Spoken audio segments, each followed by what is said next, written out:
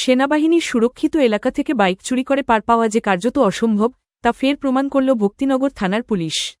ফেব্রুয়ারি মাসে সেবক road army campus থেকে চুরি হওয়া একটি মোটরসাইকেল উদ্ধার করার পাশাপাশি মূল অভিযুক্তকে গ্রেফতার করল পুলিশ। ধৃতের নাম রাকেশ মিস্ত্রি, যে খোলাচাঁদ ফাফরি এলাকার বাসিন্দা। গত ফেব্রুয়ারি মাসে সেবক রোড আর্মি ক্যাম্পাস থেকে একটি মোটরসাইকেল চুরির অভিযোগ দায়ের হয়।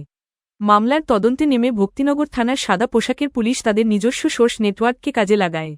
গোপন সূত্রে পুলিশ জানতে পারে, এই চুরির নেপথ্যে রয়েছে কুখ্যাত রাকেশ মিস্ত্রি।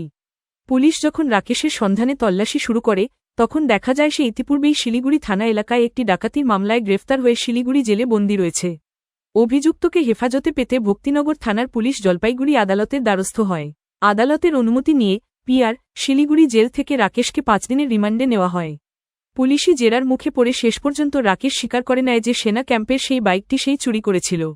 তার দেওয়া তথ্যের ভিত্তিতে ফাফরি জঙ্গল থেকে চুরি হওয়া মোটরসাইকেলটি উদ্ধার করে পুলিশ।